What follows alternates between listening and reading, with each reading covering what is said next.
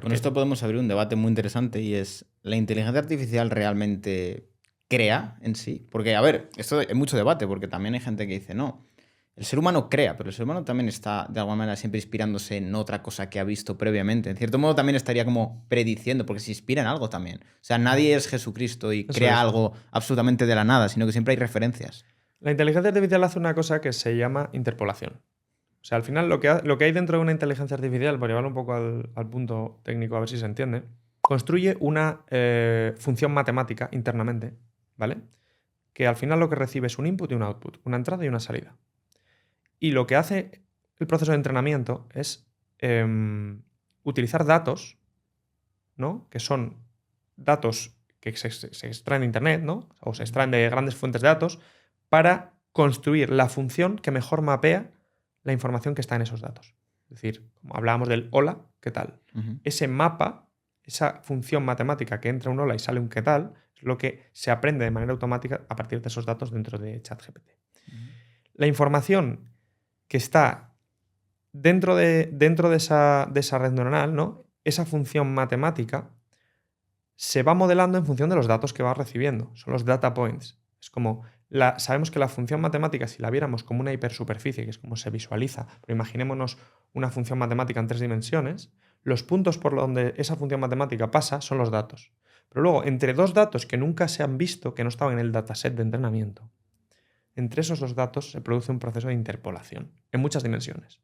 Porque las redes neuronales trabajan en espacios de embedding que se llama, que son espacios de miles o cientos de miles de dimensiones, depende de varias cosas, o decenas de miles de dimensiones. Esos espacios están formados por los, entre comillas, puntos observados, pero cuando hay dos puntos y entre medias hay un punto que no se ha observado nunca, lo que hace es una interpolación, un valor intermedio. Entonces, si eso lo llevas a muchas dimensiones, lo que te ocurre es que cuando tú entrenas a la inteligencia artificial con miles de imágenes, por ejemplo, y luego tú le pides una nueva cosa que no es igual que lo que estaba en su conjunto de entrenamiento, lo que te va a generar es una interpolación, te va a generar un punto medio en ese espacio de posibilidades, un punto que está a la mitad. Ese punto es la combinación en un espacio algebraico de todos los puntos que ya ha visto. Y lo está haciendo de una manera no lineal, una manera muy compleja. Está interconectando todo. Entonces, todo lo que una inteligencia artificial crea de nuevo, realmente lo que está haciendo es combinar, pero esto que no se entienda mal, es decir, lo que está haciendo es combinar los elementos desde un punto de vista abstracto de todo lo que ha visto para crear algo nuevo. Pero entonces yo te pregunto, ¿y un ser humano no hace exactamente lo mismo? Justo te iba a decir eso. Lo mismo. El ser humano cuando sale a la calle se está inspirando, está viendo formas, texturas, está entendiendo leyes de la física, está entendiendo la temperatura, está entendiendo todo. El ser humano se inspira en todo eso para combinar esos conceptos y crear conceptos nuevos, quizás enfocados a un objetivo. Es decir, igual tú dices, quiero resolver un problema, pero lo hago sirviéndome de las diferentes piezas, de cosas que yo he observado, que he experimentado. La inteligencia artificial hace un proceso que para mí es cualitativamente idéntico. Coge elementos, el ser humano interpola, la inteligencia artificial interpola. Me puedes decir, no, pero es que el ser humano hace cosas fuera de distribución, hace cosas que nunca ha visto. No, no estoy de acuerdo. Mira, si tú miras los hombres de las cavernas, las primeras obras así rupestres que pintaban, ellos en la pared, ¿qué pintaban? Caballos, pintaban antílopes, lo que veían. Entonces, esos tíos estaban creando el primer arte. Era la primera manifestación artística. Expertos igual dicen que hay otras previas, ¿no? Pero para mí esa es una de las que todos conocemos, ¿no? Esos tíos estaban creando la primera manifestación de arte a partir de la observación de un animal. No estaban creando nada nuevo, estaban viendo un animal. Alguien se inspiró en esas manifestaciones artísticas para crear algo de un nivel superior. Pero siempre construyes en base a algo anterior. Y eso se va construyendo a lo largo de los años hasta que llegas a la pintura del siglo XX y del XXI. Entonces la cuestión es, una persona sin ninguna inspiración previa, ¿qué pinta? Caballos en una pared. La inteligencia artificial hace lo mismo y el ser humano no crea. No. El ser humano interpola.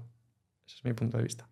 Es muy interesante porque además es justo lo que comentas, porque el ser humano en cierto modo también está siendo entrenado como una inteligencia artificial. El ser humano evidentemente lo vemos, los niños cuando Sí, sí, nacen, justo. ¿qué conocimientos tienen? Cero. Están inicializados, que se diría, ¿no? Que es sus pesos, los pesos de su red neuronal, están puestos de manera aleatoria. Hay un factor evolutivo, es decir, el cerebro humano, que esto es una de las grandes cosas que se está tratando de resolver dentro del deep learning en las grandes compañías, que es cuál es la arquitectura que resuelve los problemas de la inteligencia artificial. ¿Cuál es la arquitectura óptima en función del problema que queremos resolver? ¿No? Hay una cosa que se llama el sesgo inductivo, inductive bias, que básicamente es en función de las simetrías de los datos que tú tienes, cómo yo puedo explotar mejor ese dato. De ahí viene la arquitectura transformer, la arquitectura que tienen los LLMs dentro. La arquitectura transformer viene del hecho de que los datos de texto se procesan de manera secuencial. La secuencialidad es un tipo de simetría. No hace falta que tengas lo que se llama una red neuronal fully connected, totalmente conectada. Puedes aprovechar que el dato es secuencial para quitarte cálculos, para quitarte demanda computacional. Eso es lo que hacen las grandes compañías, buscar la arquitectura que resuelve mejor el problema. El cerebro humano, de manera evolutiva, ha desarrollado la arquitectura que mejor, ¿no? Las regiones del cerebro que mejor resuelven el problema de la supervivencia. Sí. Ese es el punto. Entonces, los niños nacen ya con una predisposición de la estructura del cerebro, nacen con una predisposición a saber andar, ¿no? Saber coordinar sus miembros, saber coordinar, saber comunicarse lo mínimo, saber alimentarse. Pero eso viene ya probablemente preconstruido por la evolución y por las conexiones, viene condicionado. Pero a nivel de conexiones neuronales vienen inicializados a cero. Ya. Como se diría, bueno, o inicializados es con sus conexiones neuronales probablemente con un factor de aleatoriedad importante. ¿Eso qué hace? Que un niño no sabe hablar, no sabe caminar, no sabe coordinarse, no sabe ni controlar sus ojos, no sabe hacer prácticamente ninguna función básica. Lo va adquiriendo progresivamente, poquito a poquito, poquito a poquito. Entonces, ese proceso de aprendizaje gradual es una de las cosas que también se está estudiando en la inteligencia artificial, que es lo que se llama el curriculum learning. Y además depende de los inputs que le des al niño te puede salir de una manera u otra. Es que es como una IA, le vas a entrenar en ser artista. La IA es muy buena siendo artista. Correcto. Depende del... Correcto. Y el niño te va a... de alguna manera te va a replicar y te va a interpolar, Sí. nuevamente, los estímulos que ha recibido a lo largo de su vida. No, totalmente. O sea, es que si lo miras, en realidad hay muchas cosas que son... Puedes, son parecidas, pero a la vez muy distintas, pero son muy parecidas. ¿Tú puedes imaginar un color que nunca has visto? Ahora yo te digo, RGB. ¿Podemos crear cualquier color a partir de RGB? Sí. Vale. Pero no podemos verlo. ¿Y eso qué es? ¿Qué es coger un color? ¿Qué es coger R, G y B y combinarlo y crear un color nuevo? Interpolar. Pero tú no has creado un nuevo color. Has aprendido lo que es rojo, lo que es verde y lo que es azul, y con las combinaciones de esos tres colores has sido capaz de crear un color nuevo, pero no has creado un color nuevo. No estás fuera de distribución.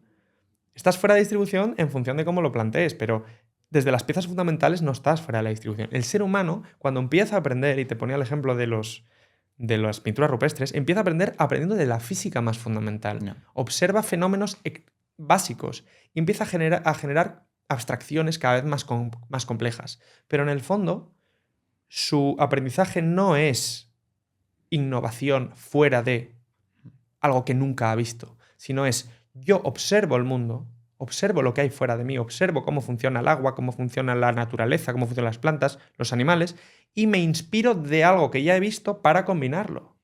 ¿Entiendes? Y luego sí que es verdad que hay un fenómeno de exploración, de ensayo y error, que también es muy importante. Esto, por ejemplo, enlaza con los algoritmos genéticos. Los algoritmos genéticos son algoritmos donde se introduce una variación de una población, por ejemplo, se introduce una variación aleatoria, y esa variación aleatoria, si resulta ser conveniente, ¿no?, para un objetivo determinado, entonces tiene más probabilidad de supervivencia, ¿no? Si hay además un proceso de replicación o de reproducción. Entonces hay un fenómeno, hay un factor en la inteligencia que es heurístico, que es de búsqueda. Pero al final lo que tú construyes no deja de ser un proceso aleatorio estocástico de exploración mezclado con un proceso de observación donde tú lo que estás haciendo es inspirarte de ese fenómeno que te ha llegado de manera arbitraria. Ese es mi punto de vista.